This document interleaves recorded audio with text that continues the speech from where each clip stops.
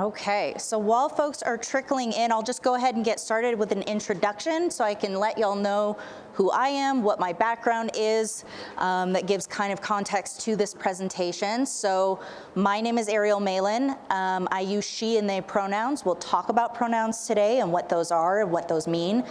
My background is in healthcare administration. I graduated from the University of Utah in 2018. I completed my undergraduate here actually at Weber State in psychology with a minor in neuroscience. My passion is LGBTQ health and health equity. So my current role right now is I work for the University of Utah for their transgender health program, which is a multidisciplinary gender health program. It's the only one in the Mountain West, so we serve a lot of patients from all around the surrounding states. And on the side, I am a health equity and DEI consultant. So I do a lot of these presentations in helping community healthcare providers and staff get up to speed on what the best practices are in serving transgender and gender diverse patients. So we'll go ahead and get started. So what are we going to talk about today? So we're going to talk a little bit about terminology and concepts. We're going to start on a ground foundational level so we can get everybody on the same page around what are the words that we're using, the language that we're using around this patient population. We're also going to talk about bias and the impact of microaggressions and discrimination and how that impacts the health care that this patient population has access to. And then we'll finish off with some best practice strategies, things that you can take away today, things that you can start implementing in your clinics and help your staff start to get on the same page as well.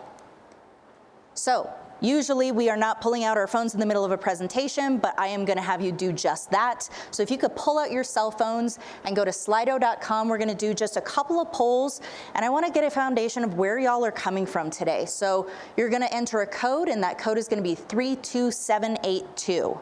So I'll give you a second to get in there, pull that up. And as soon as you get in there, you should see one question pop up for you. And that question is, in one word, what comes to mind when you hear health equity? So we're going to get live results up on the screen. They're going to be anonymous, so your name is not attached to them. So go ahead and put what that word is that comes to mind for you. We'll just give it a few seconds for those responses to come in.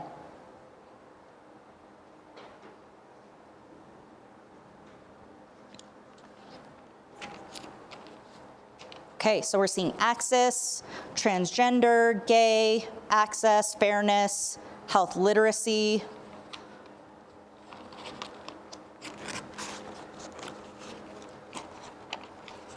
Okay.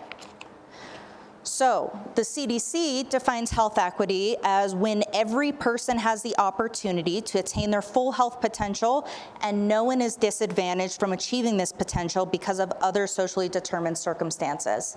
So I want us to think of that definition moving forward as we talk about health equity. And a lot of these terms correlate to health equity and what we're talking about today. So thanks for that. Okay, next poll question. A person's sexual orientation and gender identity is an important part of understanding overall health. So, right, agree or disagree are the options there. So we have some folks that are coming in with agree. We'll give it 2 more seconds, see if any other responses come through.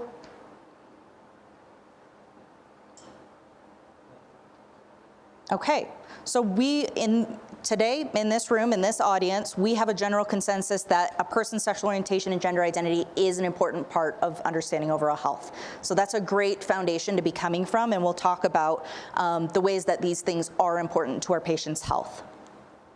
And then last poll question, gender is a biological determination assigned at birth. Again, agree or disagree.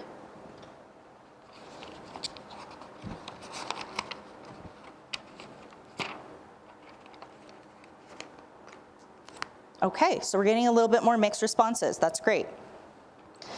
All right, so half and half even. Okay, so we will talk about today the differences between sex assigned at birth, gender, sexual orientation, all of these concepts that you may be hearing with your patients, and understand how these are all important health information. Okay. Thank you so much for doing those polls. That's really helpful just to give us an idea of where we're all at today. So I'm going to do a little bit of a reflection exercise. This is not a group activity. However, those are sometimes a little bit more fun and engaging. What I want you to do is I want you to read the statements up on this screen. And I just want you to take a minute and we'll come back. And I want you to decide if these statements are true or false for your personal experience. So just coming from your lived experience, whether or not these are true or false. So we'll just give it about 30 seconds to a minute.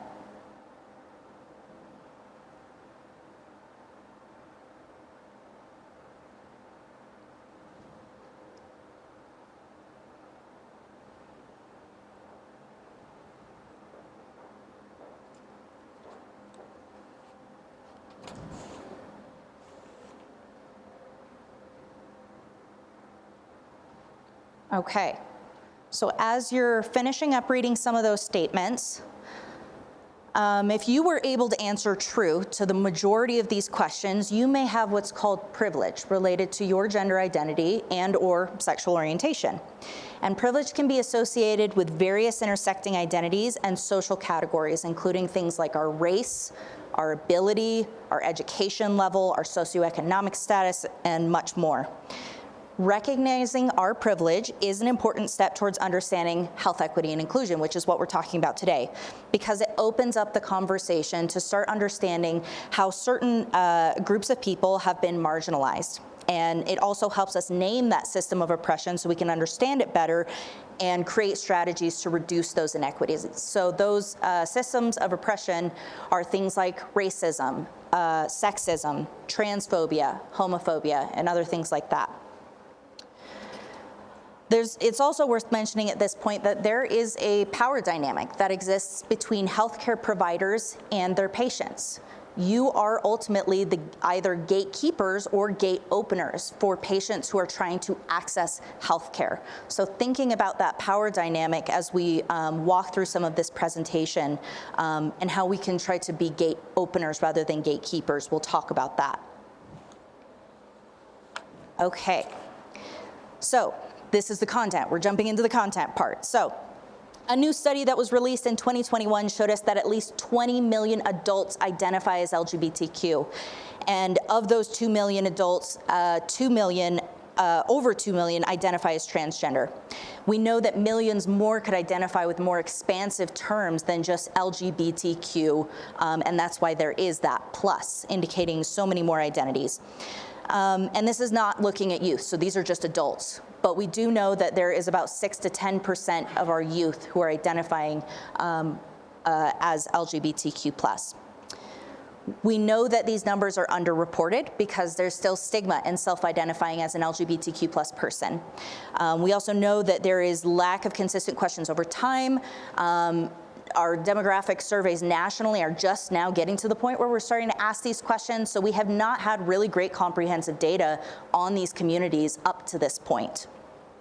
So the reason why that's important is because prevalence helps us understand health disparities, pervasiveness of anti-LGBT discrimination, and also economic impacts of equal rights provisions. So a few factors, because these numbers may look high to you, because as data is better capturing the diverse array of gender and sexual identities, we're capturing more and more people who are identifying with these terms. And those increases can be due to the fact that there's widespread access of this information, now more readily available. And safety is a large factor in when and how people come out about their identities. So previous generations of LGBTQ+ people have been forced to hide their identity or, quote, stay in the closet because the social or political climate wasn't safe. So recognizing that LGBTQ+ people have existed since the beginning of time, but we are just now getting to the point where we are starting to count these communities. And also recognizing that because this data hasn't been great, you should know that you are already seeing LGBTQ+ people in your practice, whether or not you are asking these questions or not, but we will talk about how to advocate for asking some of these questions in your practice. Okay, so we're gonna jump into some terminology and concepts so we're all on the same page about the language that we're using. So I like to talk about this as the human experience, because everyone, regardless of being an LGBTQ plus person or not, has a sexual orientation, a gender identity, a sex assigned at birth, and a gender expression. Again, even if we don't think about them or personally identify with that community. It's important to recognize that someone's gender identity will not necessarily indicate what their gender expression will be or their sexual orientation. All of these concepts are completely independent of each other. So the terminology that we use about gender and sexuality has evolved over time, and how people describe their identity and how they identify can also change over time. So that's why we approach many of these concepts from a very fluid perspective, and understanding that they exist on a spectrum of experience and not just a binary of one or the other. So my goal is to help you understand the differences between all of these and how these are each important health information for all of our patients. Okay, so starting with sex assigned at birth, this is sometimes referred to as biological or anatomical sex. It's the sex that an infant was assigned when they were born. And the reason that we say assigned is because current medical practice dictates that we assign a sex based off of the presence of certain external genitalia. So essentially the presence of a penis or the presence of a vulva. And then we slap that on a birth certificate, and that stays with someone for the rest of their life. But without extensive testing, we can't actually determine an infant's sex based on things like their chromosomal makeup, their hormone levels, and other sex characteristics. So sex is more than the genitals we have. It is all of these things that are making up our biological makeup. So despite the fact that sex is extremely variable, we still tend to categorize bodies into these two types, which you are all familiar with: male and female, man and woman. And folks who fall outside of that binary of male-female assignments are defined as intersex. And intersex folks are people that are born with differences in sex development. So that could be any of the things we just mentioned: sex characteristics, hormones, chromosomes, that may not fall neatly into those categorizations of male and female. So sex assigned at birth is typically confused with legal sex because, again, we're putting that on legal documents. But people can actually change their gender markers. So it's important that we recognize that sex assigned at birth is information that helps us know what organs our patients have, the health needs of our patients. Legal sex cannot give us that information. So basing anything off of an administrative ID or birth certificate will not give us that information. And most electronic medical records at this point have both of those categories there for you, so that your administrative staff can collect that for insurance purposes, but then you as a provider are asking sex assigned at birth, which gives you more of that health-related information. Okay, switching over to gender identity. So gender has commonly been confused with sex assigned at birth, but gender is a completely separate concept from what we consider sex. So to define gender identity, this is our internal sense of gender. It's who we feel like we are. So that's why it's impossible for us to know someone's gender without asking them or having them disclose that information to us. And we can't assume someone's gender based on their name, their appearance, or even how their voice might sound. Some other terms that you might hear with patients, starting with cisgender. This refers to people who identify with the sex they were assigned at birth. So, for example, my sex assigned at birth was female. That's what's on my birth certificates. I have not legally changed it. I also identify as a woman. So those two things are aligned for me. Whereas for someone who is transgender, this refers to someone who does not identify with that sex they were assigned at birth. So this could be, for example, someone who is assigned male at birth, again, based on the presence of a penis, who may identify as a woman. So those two things are misaligned. And transgender tends to be used as kind of an umbrella term these days to really represent a lot of gender diverse identities, which you can see on the screen a couple more, including non-binary, gender queer, gender fluid. And so all of these are kind of part of this same gender diverse umbrella. And people may use more than one of these to self-define themselves. And it's worth noting that a lot of these more fluid identity labels, like non-binary, gender fluid, and gender queer, they are becoming increasingly more common. A lot of our youth are identifying with more gender fluid terms. However, these identity groups tend to be even more stigmatized, especially in healthcare, because they may not ascribe to that binary representation or identity of male or female. They may be something more in between or something completely outside those two categories. So there tends to be a lot of stigma associated with that. So when we talk about gender, we typically talk about gender as a social construct. So I want you to take a second and think about what's the first thing that comes to your mind when you think of a man and a woman. And just keep that to yourself, just think.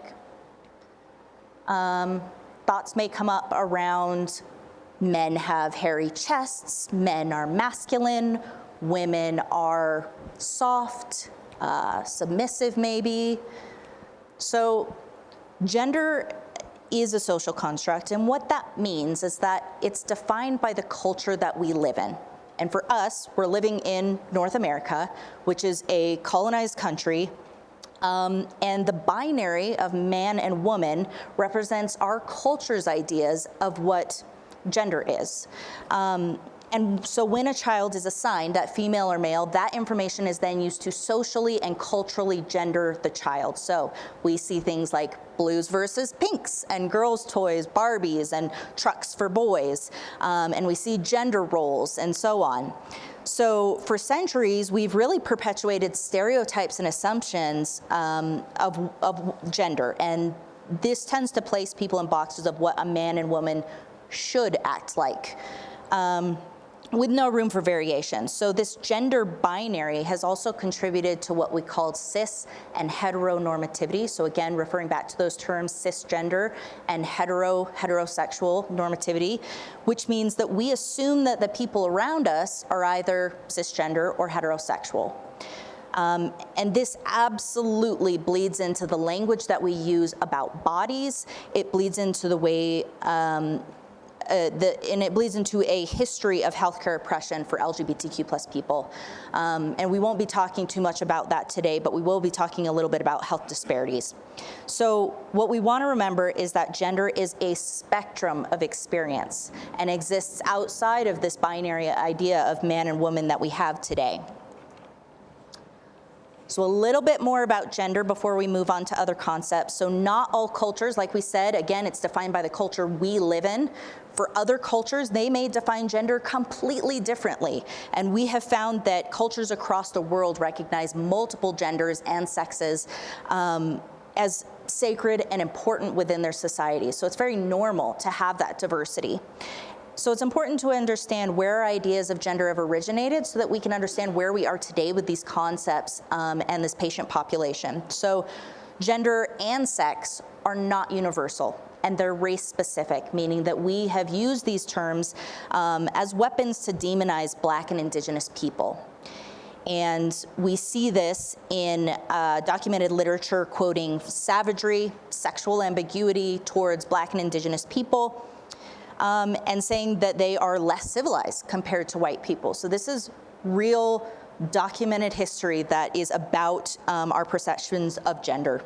So this rhetoric was used to justify the assimilation of Indigenous peoples in America, the colonization of the Americas, criminalization and murder of non-white gender non-conforming people. So there is a very, very deep violent history that is attached to this gender binary and our ideas of gender.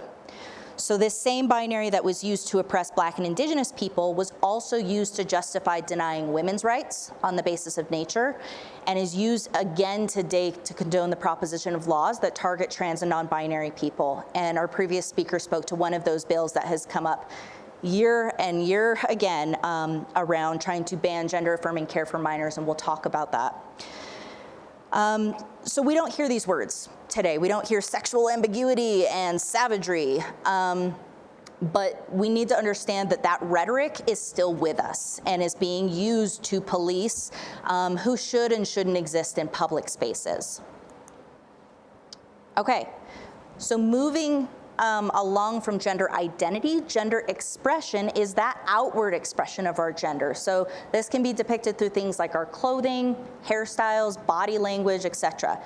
And again, exploring gender expression is a very normal and natural part of our human development. However, it's not always safe to do so. And so there's many folks, especially in more conservative areas, that may not have that opportunity to explore their gender outside of the gender that they were assigned at birth. Okay, gender affirmation. So, for those of you who may not be familiar with this term, other terms like this, medical transition, we talk about gender affirmation surgery. So these are typically associated with the procedures that a trans or gender diverse person might pursue as part of their gender journey. But what I hope to show you today is that gender affirmation is actually a very large, broad process that everyone goes through regardless of their gender identity. So, social affirmation. This can be the coming out process. This could be finding out new ways of expressing ourselves, dressing differently, a new name, a new set of pronouns. Many children and youth will go through a social affirmation process as just part of their identity development. We also see body modifications as a way for people to affirm their gender. So this can be things like tucking to remove the appearance of a penis, or binding the chest to have a more masculine appearing chest. And there are safe ways to do that and not so safe ways to do that. So you as a provider may come across that in your clinic. There's also legal ways to affirm our gender. So like we said, people can change their gender marker on their legal IDs so that it matches their gender identity rather than that sex assigned at birth. People can also legally change their name.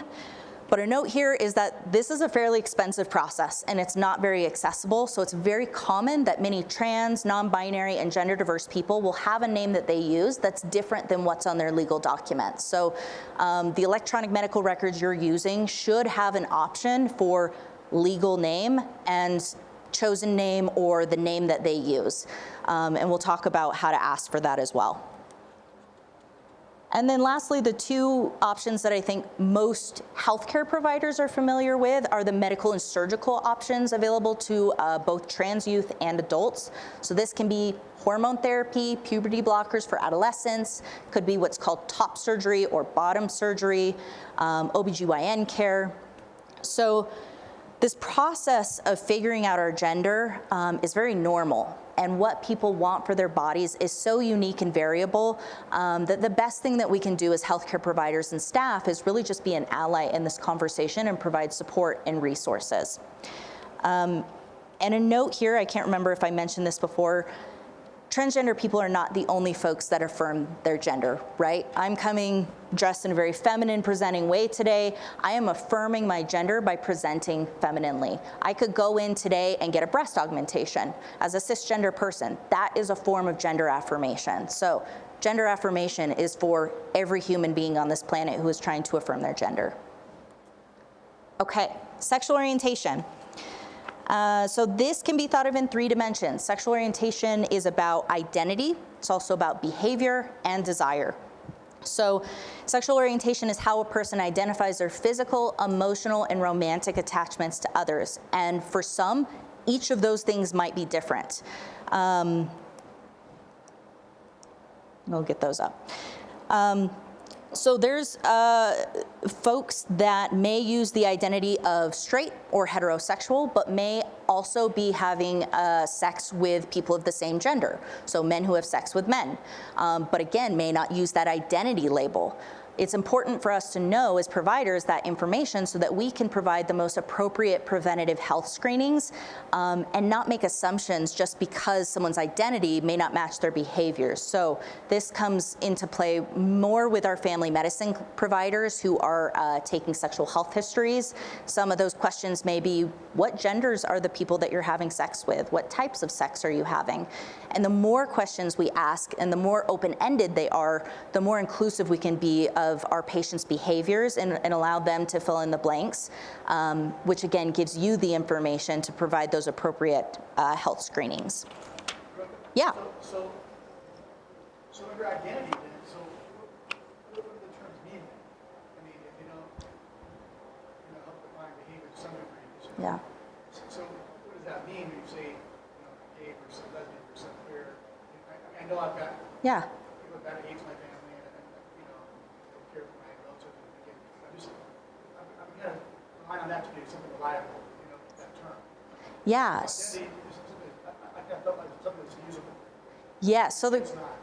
So the question is, if identity cannot give us that information, maybe why do we ask, or why is that still important? So the reason we need to ask identity information, we'll talk about SOGI data, or sexual orientation and gender identity data, is so that we can count our patients. So it's more for data purposes, I would say, so that we can start having an idea of how many people who identify as gay are experiencing high blood pressure, or how many people who are lesbian are experiencing higher cancer rates. So when we start collecting that data, we have a better idea of the health disparities that are occurring in our communities.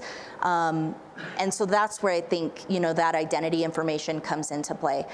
The identity information can give you a little bit of understanding of where the patient is coming from, but again, those scripted questions within a sexual health history is going to give you more information around, do I need to talk to this patient about PrEP possibly, or other preventative health screenings like that? But is that, in my mind, identity also your behavior. So my uncle who has sex with men Yep. was also gay. I knew what that meant. So it doesn't mean, identity mean behavior or not? So in essence, identity does not always equal behavior. Because again, going back to the stigma that still exists with identifying in the LGBTQ plus community, people may use the identity of straight because that's safe for them, or maybe that is authentic to them. However, their behaviors may indicate something like men who are having sex with men, women who are having sex with women, and you'll see that in research as well. That's how we've been kind of getting around the identity information in a way to understand health disparities. So we'll talk a little bit more about SOGI data, but good question.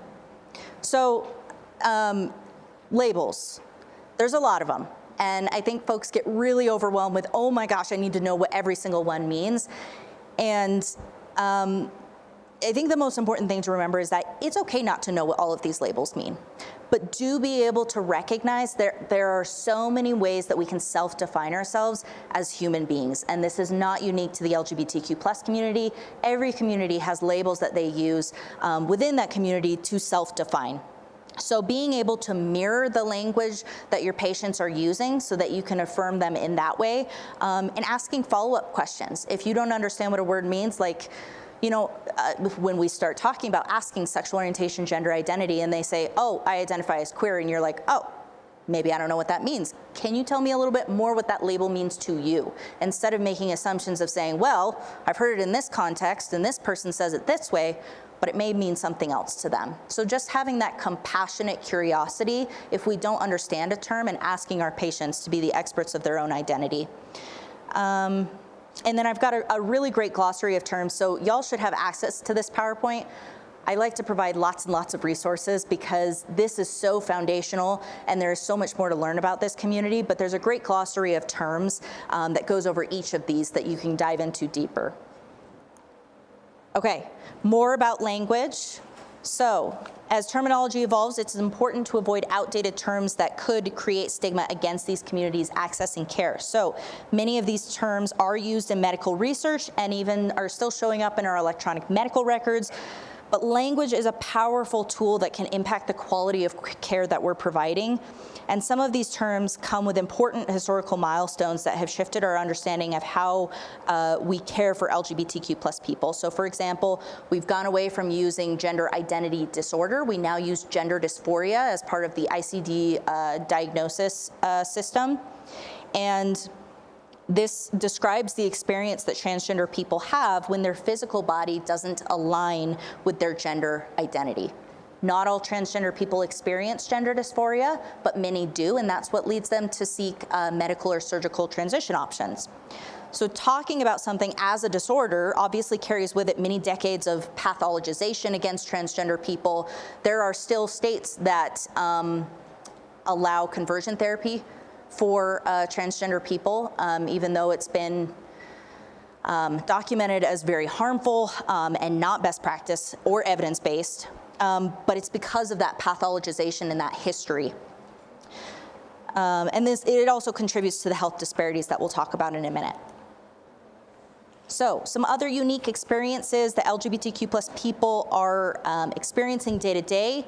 We've talked about cis and heteronormativity. I'm only going to highlight the last three. So this comes up for our patients in the transgender health program very often. So dead naming. This refers to using a trans or non-binary person's former or birth name instead of their chosen name. And then misgendering, this refers to using a set of pronouns for someone based on an assumption of how they might look, sound, their name, and both of these can be incredibly damaging to someone's trust in our healthcare systems as well as the providers that are taking care of them. It also contributes to poor mental and physical health outcomes, and those have been documented. We also see outing, and this is the involuntary or unwanted disclosure of another person's identity or orientation. And this becomes important when we start talking about collecting SOGI data regularly to start counting our communities. It also is important to remember in referring to people in our waiting rooms how we can accidentally out them with that information as well. So this next section is the research that has been documented on trans and gender diverse people, their barriers to care, and how bias and discrimination impact and exacerbate that. So we talked briefly about these anti-LGBTQ bills. So this year we've seen a record number of bills introduced that target transgender youth specifically. The primary ones attempt to ban gender-affirming care for minors. We also see another one that did pass in Utah around banning trans girls from participating in sports. So these attacks are led by nationally recognized hate groups and are fueled by bias and discrimination. Gender diverse identities are inherently political because they challenge our society's ideas of gender and that status quo. But the primary reason I bring this up is not to get into the weeds about these bills or get political, but what I need you all to know and what I need you to leave with is that gender affirmation and the services that healthcare providers provide to trans youth and trans adults are evidence-based. They are medically necessary, and they are proven to reduce the risk of suicide in transgender people who are experiencing gender dysphoria. So we need to continue to support our communities as they access care with us, and also speak up about this misinformation that's spread in these bills. So due to the politicized nature of transgender lives, research has really only barely started scratching the surface on the long-term effects of gender affirmation and access to gender-affirming medical care. It's only barely starting to get covered by insurance companies more. So we're just kind of barely getting out of this historical lack of access. And now we're kind of in an area where this is more accessible, but we're still coming up across this rhetoric that's saying that we shouldn't be doing it. So affirming patients' gender by providing these services, as well as affirming their gender through using their chosen name and pronouns, which we'll talk about, is absolutely a form of suicide prevention and something we need to think about, especially here in Utah. Okay. I'm realizing I'm saying okay at every beginning of every slide. I think I'm just finishing my thought out. So the National Transgender Discrimination Survey has shown us how broad of an impact that bias and discrimination has on gender diverse people's lives. And this report found that 63% of participants had experienced serious forms of discrimination in various areas of their lives. So you can see loss of relationships, teacher harassment, loss of a job, eviction. This is all due to their identity. So being a transgender person, they're getting denied medical service. They're experiencing homelessness at much higher rates, and they are way more likely to experience physical and sexual assault as well as incarceration. So systemic bias is embedded in every major system that our society utilizes, and it's created significant inequities for many marginalized communities, but specifically transgender people and trans people of color being hit the hardest.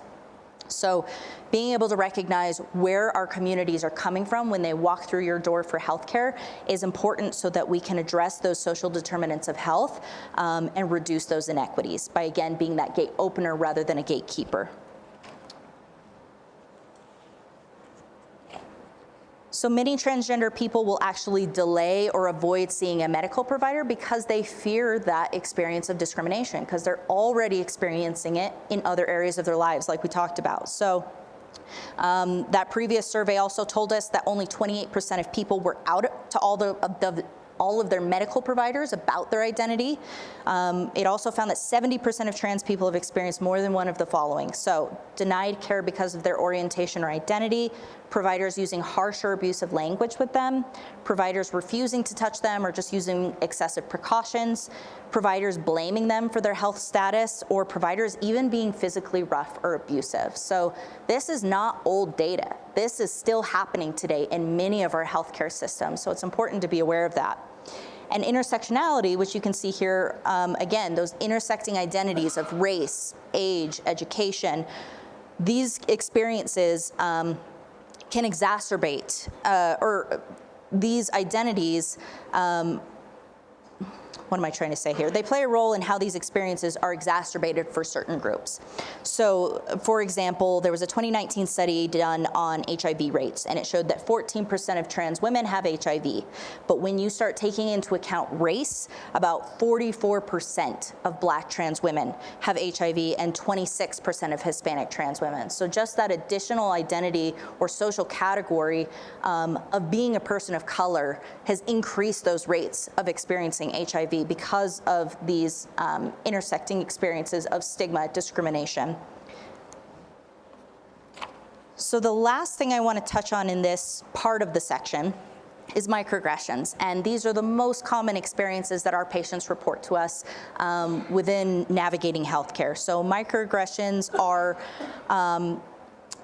they're harmful because they have to do with a person's identity that's either discriminated against or subject to stereotypes, and they happen casually, frequently, and often without any harm intended. So most of the time, there is no ill intent behind some of the things that are being said or these interactions. It's more just, I was curious, so I asked, but I didn't really think about how that was going to impact the person that was on the receiving end. So recognizing, again, not always malicious. Yes, there are experiences of that, but not always. So research shows us that microaggressions take a toll on both our mental and physical health, and it impacts all of our environments. Healthcare is not exempt. So they're tied to what's called implicit bias, and these are the attitudes, stereotypes, and assumptions that we may not necessarily be aware of that have to do with where we grew up, how we grew up. Our lived experiences as individual human beings impact the way that we think about the world and how we perceive other people.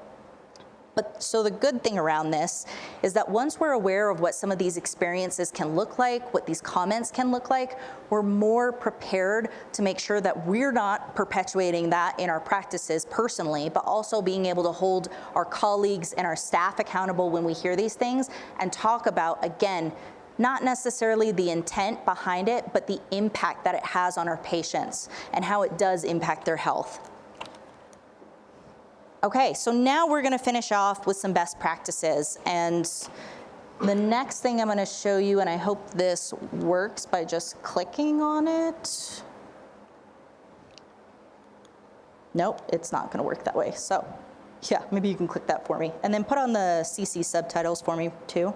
So this is a video of University of Utah patients. I think a positive experience was my first primary care person that I came out to as being transgender. They did not have any type of education or resources to give me the correct answer, but they went and explored other physicians within their department and got me connected with a person that had the connections to get me to the resources I need. I know most providers don't go above and beyond like that, but she really followed through with getting me connected with the correct physician, getting what education with hormone therapy is like, what the process is to get top surgery. She really went above and beyond and made sure I had everything I had from start to finish, and even when I changed my primary care provider, she still followed up to make sure I was doing okay in the health system. Another experience is recently I've gone through physical therapy, and that's really fun.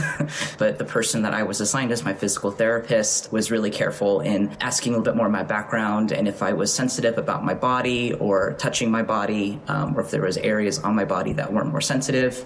When I explained that I was transgender, and I said, I mostly do my injections in my upper thigh, that area can be sensitive, especially on days like today when we are doing physical therapy.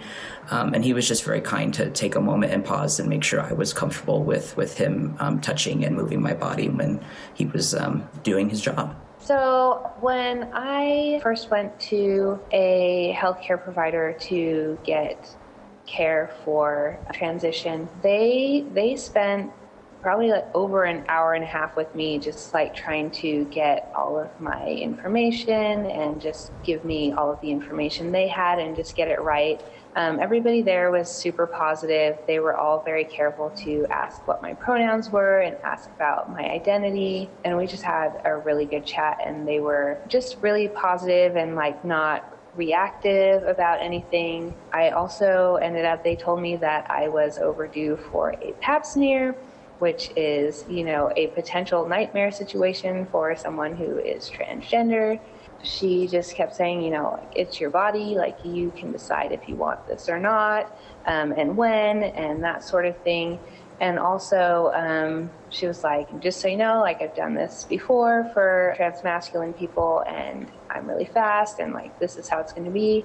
And she even asked me, do you want me to like talk you through it? Do you want me to just like be quiet and get it done? And so just gave me a lot of options and just a lot of positivity, and that was great. So a positive time that I can think of that really stands out happens to be at my primary care. The first time after I came out going to see my primary care physician and needed to update my files. And my experience was mainly with the front desk staff and how they were all very curious about what needed to be changed, but they didn't know everything that needed to be changed. And so they were very cautious and asked questions a lot and made sure that I felt like everything was being covered and I was being represented appropriately, like what name, what pronouns, gender, everything.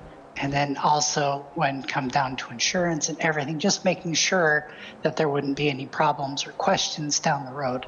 And so it was really, really pleasant. It ended up being about 3 people checking me in for that appointment, but they all said that it was their first time with the transgender individual coming in, and it was very welcoming and very, you never know what's going to happen when you are introducing yourself. Sometimes you're changing something. And then when the nurse actually went to call me back for the doctor, they called me by my dead name. And the front desk staff, all 3 of them, jumped up real quick and yelled, "No, no, no, it's Julie," and explained it real quick, kind of quietly to them. And they said, "Oh, okay." And everyone was really happy about it. And, I could tell that they were trying really, really hard. And it made me feel good that they were trying, because I know it's a change. So my good experience is kind of like the opposite of the bad experience that I had. I had a few that were really impactful. I mean, for me, most of my life before I got to Utah my care was pretty negative. And I think that, I just want to speak for myself, that I'm often at a place where I feel like I have to have the wall up. I have to be ready to defend myself and my identity, and just ready for it, ready for whatever that might, argue for my own care, fight for my own care. Those are the things that I'm kind of used to having to do. So for me, like having a space where I don't have to do that has been really impactful and meaningful for me. So for example, and part of that means is like doctors having the education and the experience, or at least the knowledge to anticipate needs. I'm used to having to do all of that work myself. So when a doctor can anticipate a need from their experience of working with trans people, that I don't have to do that work. So the first time I came out to my primary care provider as trans and being interested in hormones, I was so prepared to just have to defend why and explain myself. And the care was so affirming that I bawled. I bawled like happy tears and relief tears. It was just, it was just a hormone visit. I mean, that's all it was. But for me, it was like the most magical experience. It was the first time I'd had a healthcare person speak to me from that experience. And it was just, it was so affirming. And it was like a life-changing moment for me sitting there with that doctor in this really simple conversation. So it was really impactful. You know, when little things too, like when I had a hysterectomy, I fully expected to wake up and it was going to be a battle with nurses who are going to misgender me. And, you know, I'm in there for a hysterectomy. You know, I just knew it was going to be this really traumatic experience, but instead the doctor had put me in general surgery for recovery instead of the women's ward. And so there was no pink anywhere. There was nothing like that. It was not misgendered. I was like so like prepared to be traumatized by it. And then I could just recover and just get better and not have to have all this emotional stuff going on. And also little things like having my doctor advocate for me to get a trans-specific therapist. I thought I was seeing a general therapist. I didn't even think about that. I didn't even think about where I recovered and how that might impact my treatment and whether or not being misgendered. I didn't even think about that, but my doctor thought about it for me and put me where it would be the easiest place for me. And then the same thing with the trans therapist. I never thought a trans therapist would make a difference. I didn't know anything, but they knew. And so they were like, you need to get this. It's going to be really helpful for you. I did, and it made a huge difference in my life. So little things like that where a doctor can speak to the needs where I'm at and kind of help me figure out the best way to get to my goals. And me not having to do all that labor all the time. It's just been really helpful.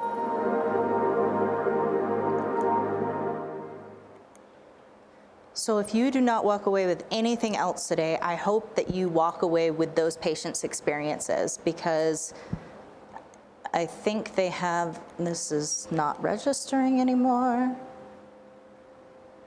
Maybe it just needs to get out of there. Understanding and knowing where patients are coming from and what matters most to them is going to be the best way that you can create a gender-affirming practice and an inclusive practice for all of your patients. So what are some of those best practices? We're gonna breeze through some of these and we'll make sure we have a little bit of time for questions as well. And again, I have a bunch of resources for y'all on these slides that you can look at later. So we talked a little bit about chosen name and legal name. So everyone has a name that they go by, not just transgender people. For some it might be Charlie instead of Charles, Sam instead of Susan. So because people's legal names may not be the names that they choose to go by, it's best to ask people, what name would you like us to use? That way you know how folks want to be referred to. And then understanding you may need their legal name for verifying insurance or other processes in your clinic. Explaining how and why you're using that legal name is really helpful so that patients know that you're going to be using their chosen name throughout the interaction, but you do need their legal name for XYZ purposes. So just giving them that courtesy of explaining why. Pronouns. So we've talked a little bit about this. So in that same thread of being able to refer to people by the name that they choose in order to respect them, we also want to do that with pronouns. And pronouns are the words that we use instead of someone's name. So common examples that you all are already familiar with, he, she, they. There are also other pronouns too. And examples of how to ask people this could be, what pronouns do you use? Or introducing yourself first with your name and pronouns. Hi, my name's Ariel, I use she and they pronouns. What is your name and what are your pronouns? Or just simply, how do you like to be addressed? And some people may be like, I don't know what pronouns are, and that's okay. Or some people may be like, I don't feel safe disclosing that to you. That's okay too. We want to ask how people want to be referred to, but if folks do not want to answer or they have an opinion about it, it's a choose not to disclose situation. It's not required, right? But by simply asking, you are creating that inclusive environment and allowing patients to self-identify in your practice. So you can start doing this every day in your day-to-day life to start practicing for this interaction, because again, we use pronouns all the time, but we may not use them in a very intentional way, right? We assume people's pronouns by saying, oh, this person is wearing a blue shirt, they have a beard, I'm going to assume he, him, right? And that may or may not be correct. So adding it to your Zoom profiles, adding it to your social media profiles, introducing yourself to new colleagues or coworkers with your name and pronouns, adding it to your name badges. These are just simple ways that you can start integrating pronouns in a very simple way. So, because we are human, we are going to make mistakes, and that's okay. So by using they, them to refer to people until you know your pronouns, this is a great way to avoid accidentally misgendering someone. And we do this in our day-to-day language already. If you make a mistake and someone corrects you and says, oh, actually the patient goes by she, her, and this is their name that they use, go ahead and just say, oh, thank you, and then move forward with those correct pronouns. If you catch yourself accidentally misgendering someone, go ahead and just quickly apologize and again move forward with those correct pronouns. If you sit and profusely apologize, it tends to make people feel uncomfortable, and then it's like, how do you navigate out of that? And then it kind of puts the burden onto that person of kind of holding your guilt. So by just quickly apologizing like you would with any mistake in your life, this just allows that conversation to move forward. And our communities are very receptive when they hear those acknowledgments, and it highlights how you want to respect them. Okay, so more gender inclusive language specific to our clinics. So gender inclusive language is actually about degendering our day-to-day language and using gender neutral alternatives, so we can avoid unnecessarily gendering terms and identifiers and allow people to fill in the blanks with what language they would like us to use. So we can do this with all of our intake forms, our questionnaires for patients. We can do this with diagrams to help us indicate areas of pain.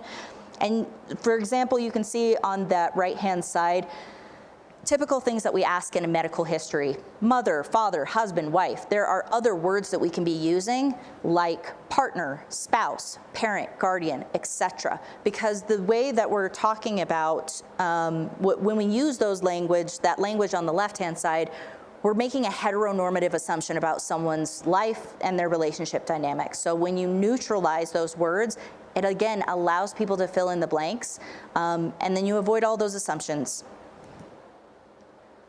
More language talking about bodies. So much of the way that we talk about medicine and bodies is gendered by habit, and this can be invalidating and distressing for many trans patients, which in turn creates barriers to health. So practicing with different language that affirms trans patients actually means more welcoming and accessible services for all of our patients. So we said we talked a little bit about collecting SOGI data, again, sexual orientation and gender identity.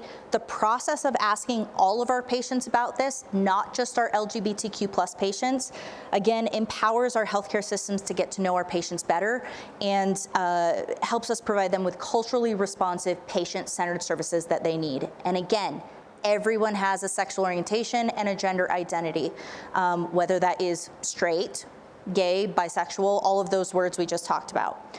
The Institute of Medicine, Joint Commission, CMS, and others recommend asking all of our patients these questions, usually once a year and with other demographic information. So if you're asking race and ethnicity, age, put it in there too.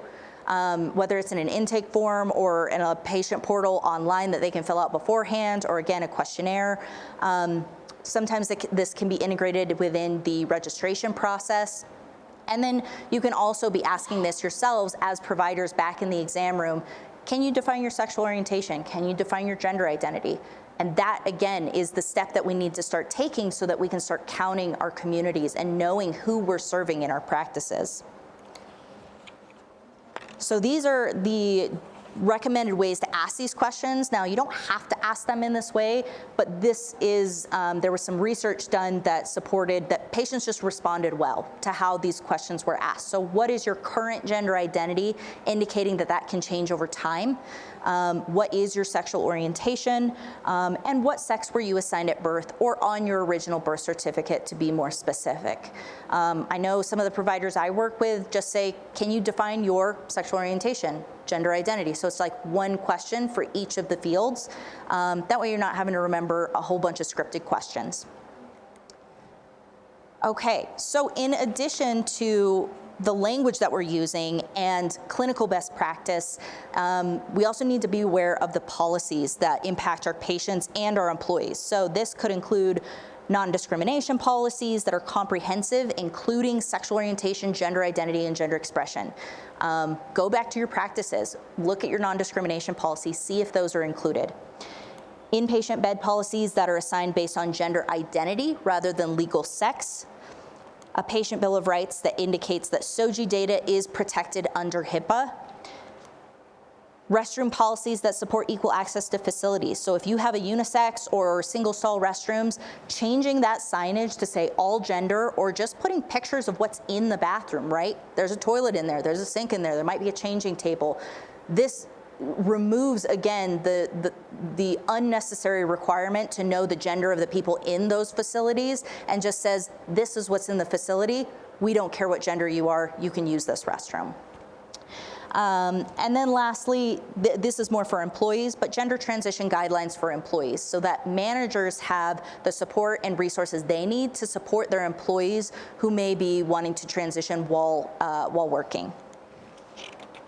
So a few patient quotes, because again, integrating that patient experience, I think, is the most important thing we can do with this content. So one patient said, I love when I go somewhere and I see even a small, tiny LGBTQ flag or a small card that's welcoming LGBTQ patients or customers. It's almost like your level of anxiety goes down a bit. The more people that see that, see us, and meet me, the more they realize I'm just like you. So what are these other signs of affirmation that we can be thinking about in the physical spaces of our clinics? So research has shown us that LGBTQ plus people will look for subtle signs in their environment to determine acceptance and safety. So ways that we can do that: staff wearing pronoun pins or adding pronouns to their name badges, if that's an option in your facility, rainbow pins or other items in your workspaces, signs that are explicit in recognizing who you serve, brochures about LGBTQ plus people's health depicting those families and people in that community, participation in LGBT-specific designations or criteria. The Healthcare Quality Index is a great thing that y'all should look into if you are part of an inpatient facility. It's a set of criteria you need to meet in order to be affirming to both your employees and your patients who are part of this community. And then participating in things like marketing events, such as Pride, which is coming up. So, we went through a lot of information really fast, so I'm going to try and sum up with some brief do's and don'ts that I hope will be concise for you. So, do mirror the language a patient is using about their identity. Do refer to patients by their chosen name and pronouns. Do ask when in doubt if it's appropriate to their care, not just because you're curious. I would say more often than not, trans people are being asked inappropriate questions about what's in their pants and whether or not they're going to get the surgery. So if it's relevant to the care that you're providing to them and you need to know their history of transition or what organs they have, those are appropriate and those are clinically relevant. So knowing the difference between those. Do respect a patient's choice in how they identify. Again, maybe our understanding of that label is a little bit different than how that person describes it. Do frame all your questions in a respectful manner. Compassionate curiosity. We don't know everything and we won't know everything, and that's okay, but being able to ask questions respectfully. And then do acknowledge and try to mitigate that power dynamic between healthcare provider and patient. We talked about that at the beginning with our reflection exercise. And I think you could probably tell with patients' experiences, they involved me in the decision-making process. They asked me if it was okay for them to touch my body. Like, consent and involvement in the healthcare process is what patients are needing, and this mitigates that power dynamic we're talking about, where the provider holds all the power and the patient is trying to get their care. So some don'ts. Don't assume anatomy based on legal sex or gender marker. Don't use stereotypes or ask questions that are not necessary for care. Don't assume a person's orientation or identity based on gender, appearance, partners, or behaviors. And don't assume that all people will use traditional labels. So, ending with a final patient quote, 99% of the time, I don't give a single care about someone's innate knowledge of transition matters in trans care. What I really care about is someone's ability to treat me like a fellow human being and their ability to really be honest with me about not knowing something, where they can say, hey, I don't know this, but I know someone who does, and I'll go find out, and I'll work with you on getting that care you need. Many times patients will walk into a practice where a provider will say, I don't know how to take care of trans patients, so you need to go somewhere else. And that's another barrier that someone has to go through in order to just get basic health care. So accountability is key. How do we prepare for our next interactions with patients? LGBTQ+ people have a history of experiencing stigma and discrimination. So don't be surprised if a mistake on your part or your staff's part results in a person becoming upset. We don't have to personalize that reaction, either making it about us or blaming or shaming other people. But do apologize when people become upset, even again, if it was well-intentioned, it was not your intent to do that. This can diffuse the situation and reestablish that constructive dialogue with the patient. And then don't be afraid to correct colleagues if they're making insensitive comments or just happen to make a mistake too. Again, it's about holding each other accountable, but not shaming someone for making that mistake and shutting them down. I think that's the most common thing that we see, which is like, we're not going to be perfect, and that's okay. Again, it's about holding each other accountable in that space. So I have a bunch of community resources for you to refer your patients to, continuing education on this topic. There's a lot of information out there. There's also a free CME eligible online Canvas course that the Transgender Health Program and the AIDS Education Training Center created in order to just get people up to speed on how to best care for this patient population. So again, free, up to like 20 CMEs, which I realize are kind of expensive most of the time. There's also one on HIV and addiction medicine that's available. So I realize we are at time, so I don't know how much time we have for questions, but I do want to provide that space if you have any.